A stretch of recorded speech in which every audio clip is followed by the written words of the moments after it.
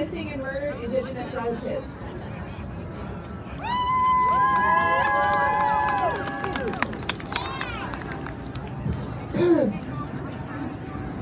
Hello everybody, hello relatives, hello family.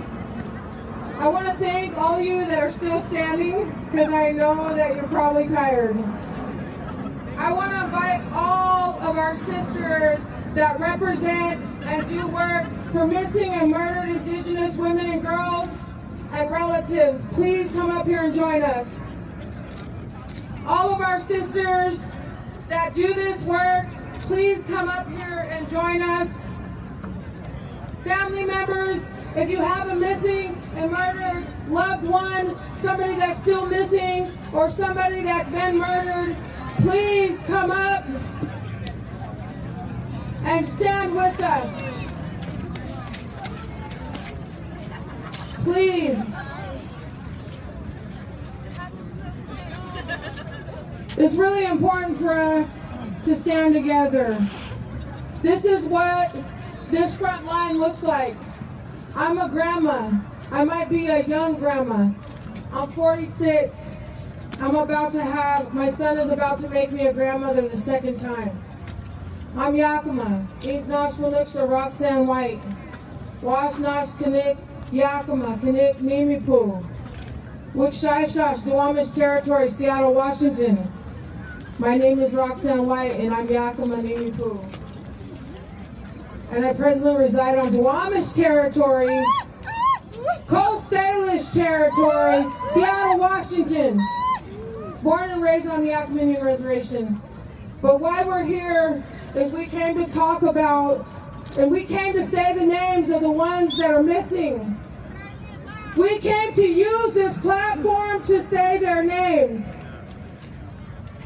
Presently, my cousin Rocinda Strong has been missing since October 2nd, 2018, from the Yakima Indian Reservation. Rocinda Strong, say her name. Rocinda Strong. Leona Kinsley, say her name. Leona Kinsley. Alyssa McLemore, say her name. Alyssa McLemore. Olivia Lomare, say her name. Olivia Lomare.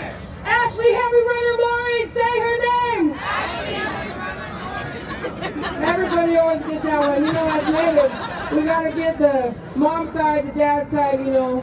Sometimes both names carry so much meaning. You know, we're like that.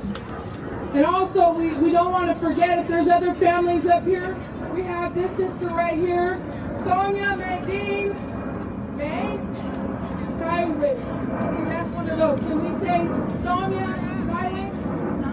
Sonia Silent, say her name. Sonia Silent. Say her name. Sonia Silent.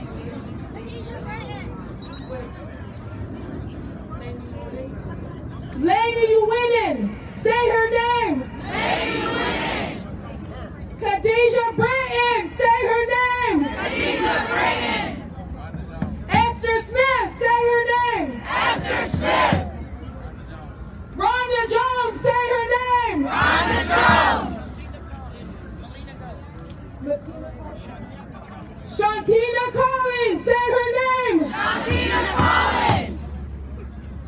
Melinda Ghost, say her name. Melinda Ghost. Destiny Lloyd, say her name. Destiny Lloyd.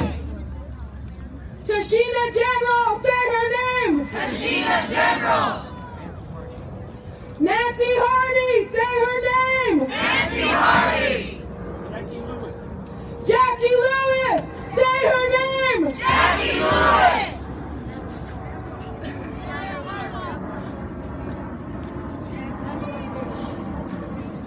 Pamela Holyoke Payman, say her name. Pamela Holyoke Payman. Right up. Carolyn Clark, say her name. Carolyn Clark.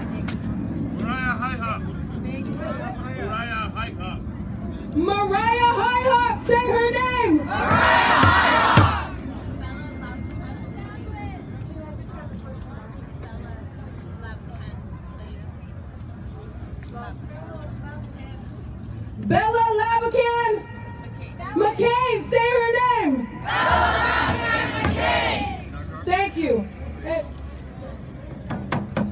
Rose Downwind, say her name. Rose Downwind.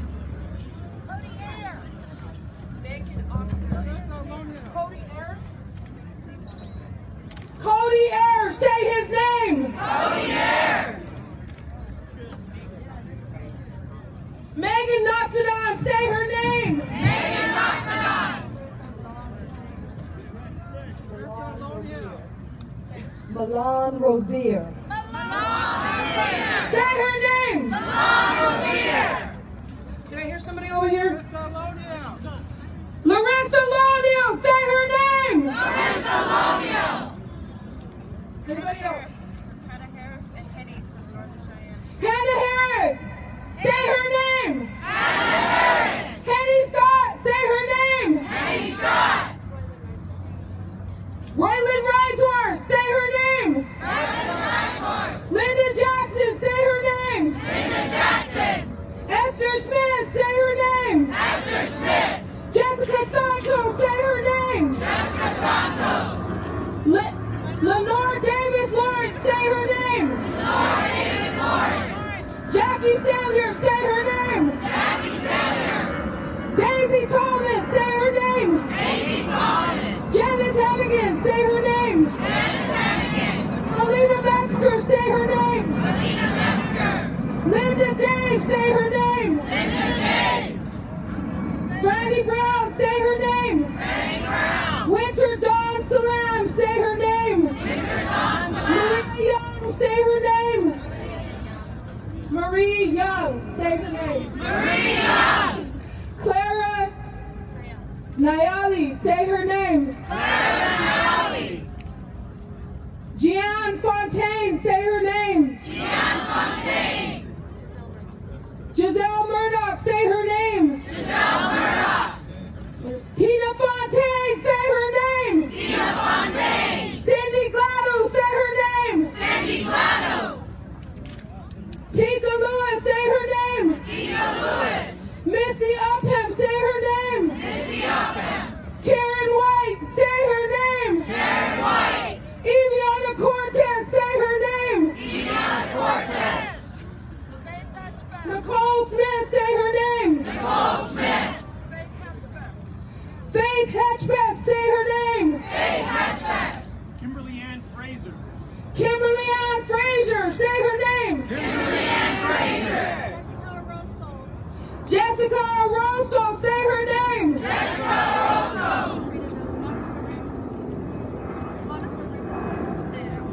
Monica Rico. Say her name. Monica Rico. What is that?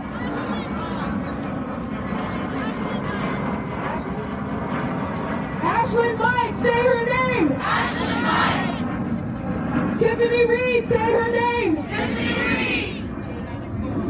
Jaden Barnes, say her name. Jaden Barnes. Savannah Graywind, say her name. Savannah Graywind. Vanessa Rivera. Vanessa Rivera, say her name. Vanessa Rivera. Huh? Annie Mae Aquath, say her name. Annie Mae Aquath, say her name. Annie Mae. Tiffany Reed, say her name. Tiffany Reed. The reason why we say these names, and I'm going to tell you, this is heartbreaking. Too many. We can say these names. We don't even know. There's not even no documentation. There's no database. It's like our sisters go missing in our homes, from our families, from our tables, from our ceremonies, and then they go missing to the rest of the world because nobody ever hears about them. There's no investigation. There's no reward.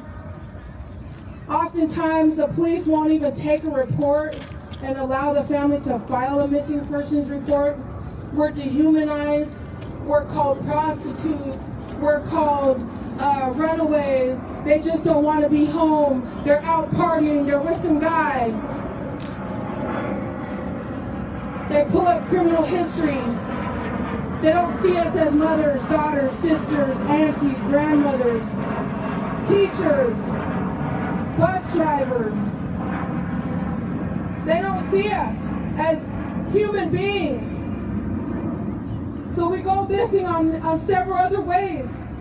We come here today to say these names because it's important for the world to hear and know that we know who's missing in our country. We are a small community of people. I don't care if you're on Browning and you're over on the Puyallup Reservation. We know each other. And when Henny Scott went missing, we knew about it in Seattle. We worked with the family. We prayed for the family across Indian country when Henny went missing. And we mourned with the family, and we pray for the family today because she was found deceased. This is what we deal with. This is where we're at. We've been working on awareness. We've been working on trying to get the word out. We've been working on Bill 2951. We've been trying to get the VAWA passed. We've been doing a lot of things. But this is the thing that we get to do as people. Right now, everybody that you see standing up here are people and sisters and brothers that are stepping up to the plate, and each and every one of us can do that. And all you media people, thank you. Because you're obviously here to tell our truth, our story. Let it be our words. Let us be the narrators of what happens in our country with our people. Let us be the ones to tell you what is wrong. We don't want man camps. We didn't want the first man camp that came here over 500 years ago. We didn't want it then, we don't want it now. That's right. We care about our water. We love our Unchi Makar, Mother Earth.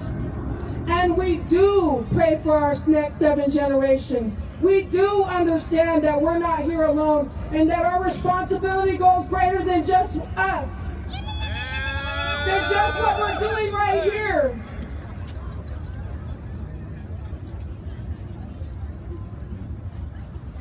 I think, really right now they gave us 7 minutes, and I know I'm going on Indian time and I'm getting long-winded here. And the thing about it is we're trying to shed light to a dark subject. I want to say one thing, and I think it doesn't get said enough. To my Native people, to my Indigenous people, we got to address the issues in our home territories. Domestic violence is not our way. It didn't come from us. It exists within our communities, but it didn't start with us. Women are sacred. We don't even have a word for prostitute. We don't have those type of words. We've always been revered as sacred and children. So we gotta address a lot of things. I'm here to just say that and our sisters too, prevention and awareness. Come on, we gotta start having more talks with each other. This social media thing, casinos, human trafficking. What does it look like to protect yourself? What are red flags? How can you identify it? Healing, ceremony, therapy, whatever it is, we got a lot of work internally. It starts with us. It's individually. I've been clean and sober a little over 4 years. A sober Indian is a dangerous one. Let me tell you. I wouldn't even be here right now. I'd probably be on the outskirts, under some bridge or something, not even knowing what's going on today. But because I'm clean and sober, Creator can use me. Ancestors can use me. And when we are clean and sober, and when we live that life, and we're on the red road, we have a lot of power within us to heal ourselves first, and then heal our own families and our own people and our own reservations, and just give it out like that. So I think, I just want to say that if there's nothing else anybody wants to say, we could sing the song together. We could sing the Missing and Murdered Indigenous Women song. And I want to say hands up to any of our First Nation sisters. They started this movement. They started it. And they're still fighting it. And they're still experiencing the same injustices that they were decades ago. My heart goes out to the sisters over there and to our relatives over in the First Nations. F Trudeau and F Trump. That's what I say. I'm here standing on these steps and I didn't even know what that building was called. I was like, that White House or whatever it is, I don't know. But I'm here. So if nothing else, we're going to close out with the song unless there's something on somebody's heart. I just want to say that as we talk about our missing sisters, we have to acknowledge our missing brothers. Because we also have missing and murdered Indigenous men and boys. These things that affect our women affect our young men. Our boys, where they're taught not to say anything because it makes them less of a man. So as we fight for our women and our children, remember that it's not just our girls, it's our boys too. She's right. She's so right. I wasn't trying to oust our brothers. I really wasn't. But you know what? As women, we carry a lot. And when she says that, I'm going to say this. If this is going out to the world, we need our brothers to step up and lead that movement. We need our brothers to stand beside us and lift us up and be the protectors that they are. We need those brothers that are healed and that are healing to step up and lead that movement for our missing and murdered Indigenous men and boys.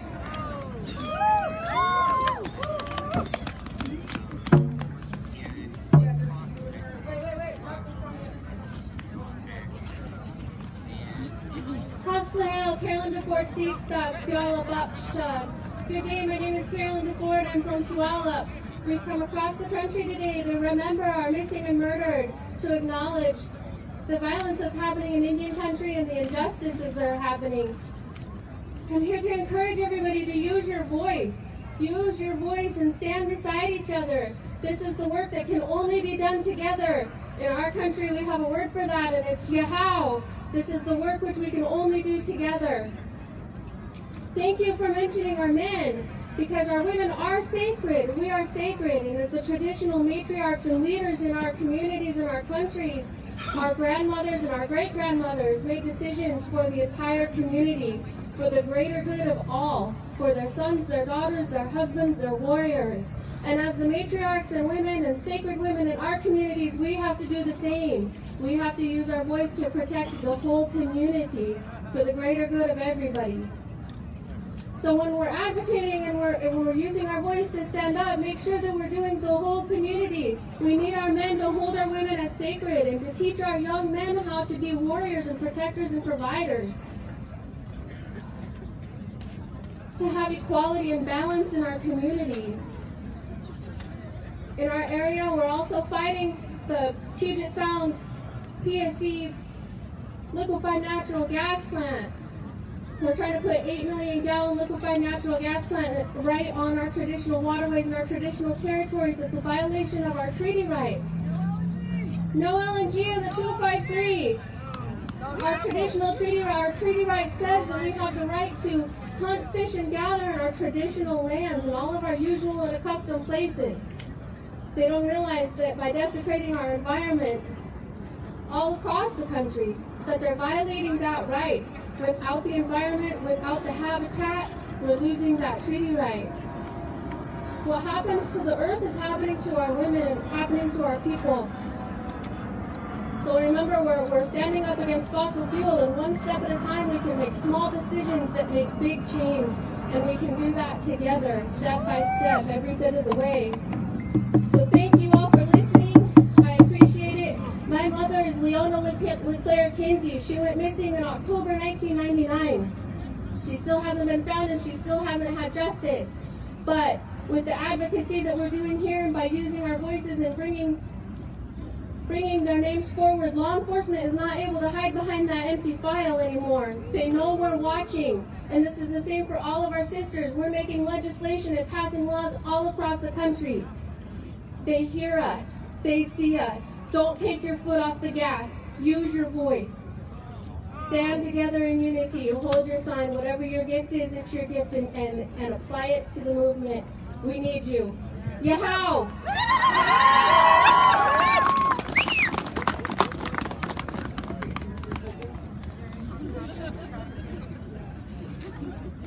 Good afternoon. My name is Jerry Muma. I am Shoshone and Cree. I want to talk to you about one of the contributing factors to murdered and missing Indigenous people. That is human trafficking. We're talking about labor trafficking and sex trafficking. When we look back, Indigenous people have been trafficked since the very first point of contact. Every single fort had a brothel in it. And non-Native women didn't come over for 100 years. So they were stocked with our Native women. When we're looking at this epidemic that is feeding MMIWG, it is a $150.2 billion a year industry globally. There's big money behind it. You have to understand that if you care about MMIWG, you care about trafficking, and you can do something about it. Get yourself educated. Join us. Do whatever you need to do to bring awareness to your community, because you know what? We can only do this in unity. I'm the Executive Director for Innovations Human Trafficking Collaborative, and we're all about unity and working together, and I thank you.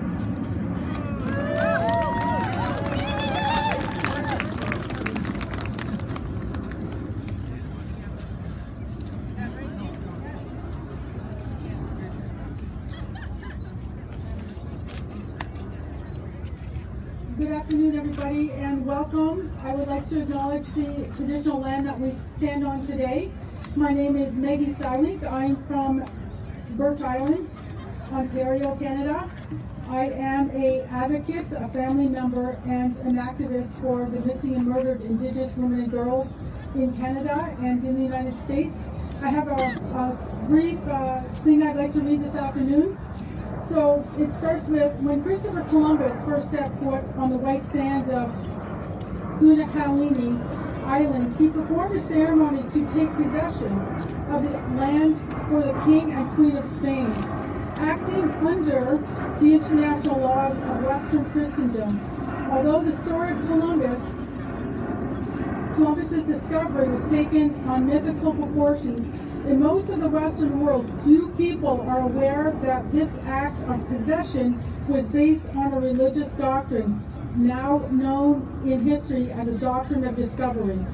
Even fewer people realize that today, 5 centuries later, the United States government still uses this archaic Judeo-Christian doctrine to deny the rights of Native Americans and Indigenous people around the world. United States law was founded on the fundamental rule of the law of nations that ignored the most basic rights of Indigenous people. From this law, Europeans claiming to discover the land saw Indigenous people as heathens, which meant they saw us as being empty of humanity.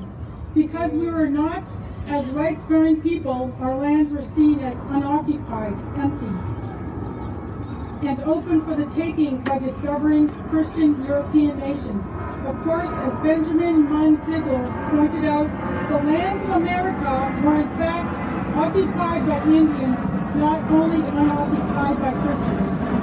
Most of us have been brought up to believe that the United States Constitution was designed to keep church and state apart.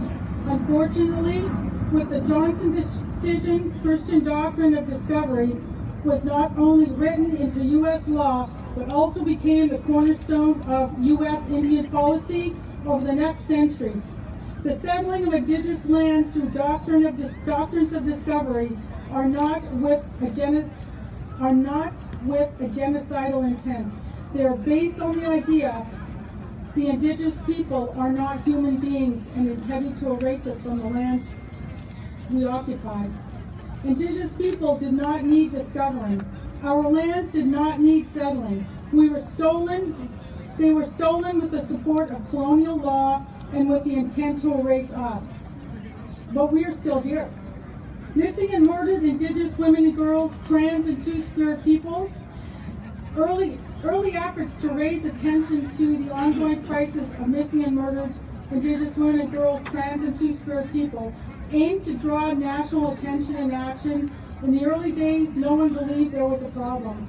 And so efforts sought to bring recognition from the state about ongoing disproportionate violence faced by Indigenous women. To try to get states to pay attention, Indigenous women in Canada partnered with international rights organizations to bring the crisis of violence against our sisters to light. As the former president of the National Women Association of Canada, Bev Jacobs, argued, I want them to care about what's happening. I want them to care about the families that have been traumatized. I want them to care about why this is happening. I want them to care that this is a systemic problem, and that we're all responsible.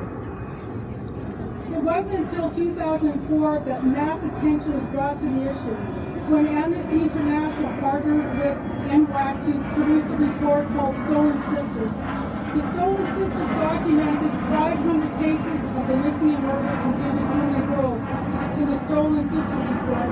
The report focused on 9 cases. Documented the reality that Indigenous women and girls faced higher threatened rates of violence, that Indigenous women are specifically targeted for acts of extreme violence and brutality.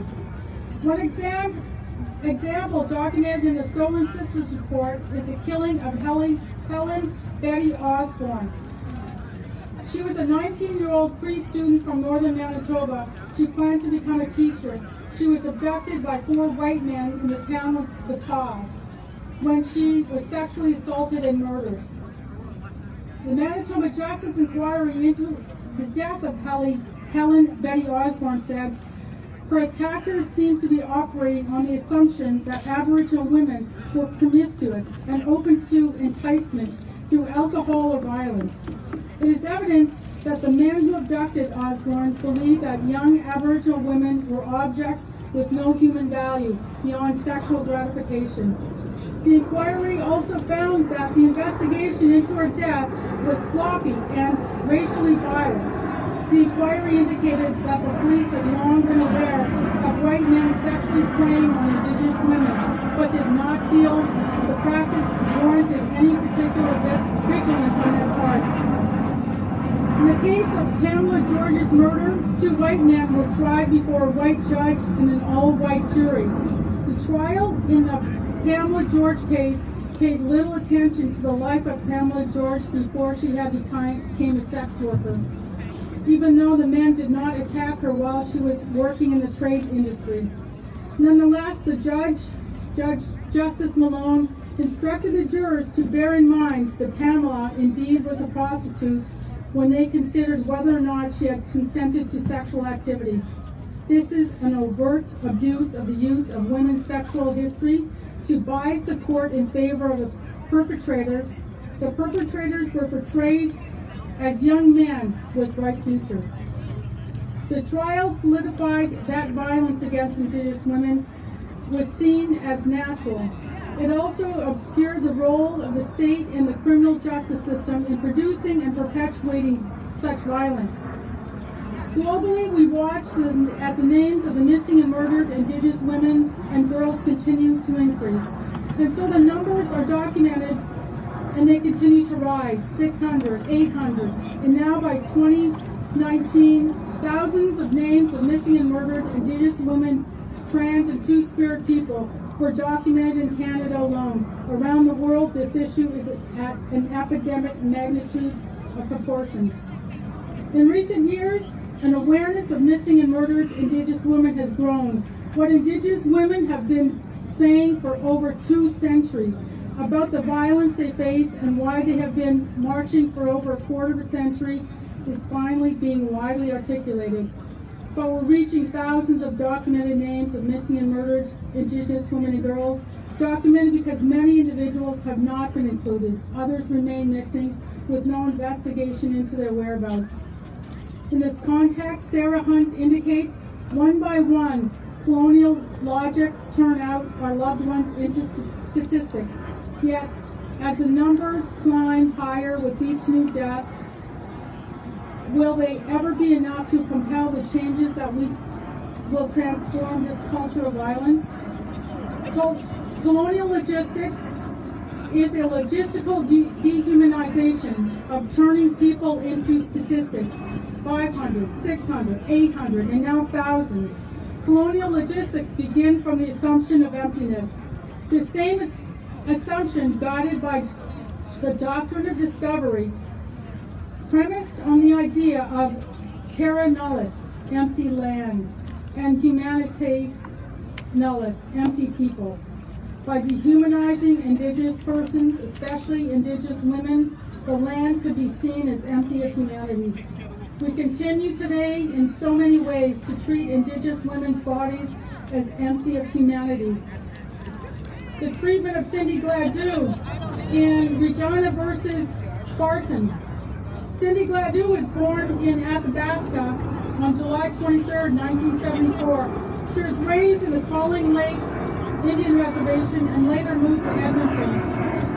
She was the firstborn child to her mother Donna and father Lawrence, but she was her Coco's girl. She loved her grandma. Cindy had 3 beautiful girls who she loved more than anyone. As her mother described her, she was a lot like you and I. She loved life. She had family, dreams, emotions. She was kind, caring, and funny. She was beautiful. She was a beautiful woman inside and out, and she was lovely in every way. In the trial transcripts, the members of the court, including the Crown prosecutor, referred to her as a prostitute, the native girl, and the native woman throughout the trial. Cindy Gladue bled to death as a result of a wound inflicted upon her by Mr. Bradley Barton. Yet rather than delivering justice, the court responded by her assault with its own measure of violence. The Regina versus Barton case was heard by Justice Rod Glacier, an 11-person jury comprised of 9 men and 2 women, none of whom identified as being Indigenous, at the Court of the Queen's Bench in Alberta, February to March 2015. In an act of complete dehumanization, a portion of her sexual organs, human remains, were brought into the court, arguing her pelvic tissue should be considered real evidence, meaning it was seen as being relevant and material to the trial proceedings. The Crown sought to have the preserved tissue shown to the jury. These actions, alongside other graphic displays of the court, dehumanized Cindy Gladue and resulted in the re-victimization of her family. Her mother sat through that whole court proceeding. The court completely disregarded the dignity and integrity of Cindy Gladue's body, the dignity of her family, and any Indigenous or even human perspective on caring for the dead. The treatment of Cindy Gladue reveals that the very real system that dispossessed Indigenous people from their land is continuing to create harms in varying forms of violence. It led many Indigenous people to ask, how can we reconcile with a state that continues to perform the violence against us? How can we reconcile with an abuser? Where do we go from here? I often ask myself that. Indigenous people are still here. We are strong and we are resilient. It is beyond time for states to acknowledge their efforts to erase us from these lands. It is beyond time for taking responsibility and action in supporting Indigenous modes of justice and resurgence of Indigenous laws in this land. This requires listening to Indigenous women who have been speaking for generations. It requires walking in solidarity and support. It necessitates a centering of the experiences of people directly affected by this violence. We must refuse a violent order and learn alternative ways of living in relation with the Indigenous people. Indigenous people provide knowledge, an alternative order that comes from connections with lands, an order of living well in relations with other people. I leave you today with the words of Dr. Sarah Hunt. Together we form a network that is not in reference to a violent legal order, but in reference to our older relationships with the land, with the supernatural world, and with one another.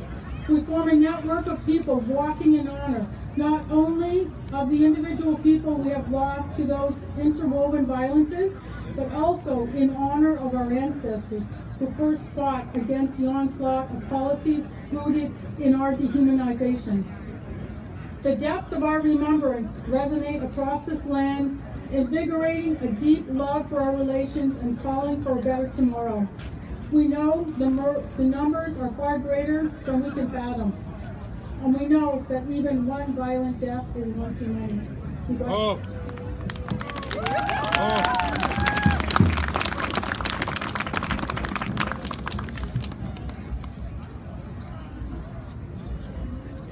Hello, it's a privilege to be here. My name is Tina Michelle, and Alyssa McLemore is my niece. She disappeared, it'll be 10 years ago in April, without a trace. There's been very little to no media coverage about it. So I am one of those families that the people are talking about.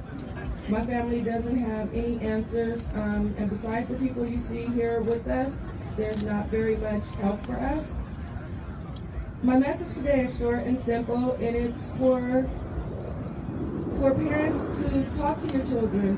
Alyssa was 22 when she disappeared. She left behind a 4-year-old daughter. But talk to your children. Try to stay involved with their lives. A lot of people can't distinguish between being a friend and a parental role. There is a fine line, but it's capable of doing. So I just wanted to say that, and please get involved, even if it's just sharing flyers on Facebook, any kind of social media, any platform that you have. Share the flyers for these families, because it's really hard for us. My family's been in this nightmare for 9 years now, and it's just the smallest things. Prayers work, and yeah, that's all I want to say. Just talk to your children. Children, listen to your parents. Try to keep them informed on your activities. It takes everybody. So I'm asking for everybody to please find a way to get involved, because this is a really serious situation. Once the person disappears, it's left to us family members to pick up the pieces and try to move on, and it's really hard. Another thing is, if you know someone and they have a family member who's missing or recently has been murdered or just been murdered in general, I ask that you reach out to those families. I see a lot of families that suffer alone, myself, my family being one of them. So reach out to them. Just ask them how they're doing from time to time. Go check on the mother, the grandmother, the children, because those are the ones left behind that are really clueless as to what we can do. But we can't give up. That's what we know we can't do. So thank you, and yes, and I won't forget our children either. Thank you so much. I appreciate you. I'm very nervous. Say her name one last time. Alyssa McLemore. Alyssa McLemore. Say her name. Alyssa McLemore. Thank you. We're going to close out with the Women's Honor Song, the Missing and Murdered Indigenous Women's. Can I get some help? I'm live. I'm sorry, guys. I'm live. And thank you. There's something about us natives. Oh, I thought I was like, I was talking about. I was going to say really quick, that's something about us natives. I mean, we're talking about a dark subject, but I'm standing here smiling. And there's really nothing to smile about when you think about it. But that's who we are. I mean, we're jokesters, we're pranksters, we're loving, people. At the end of the day, we're going to find something to be happy about. That's what we have to do. That's how we've made it all these years.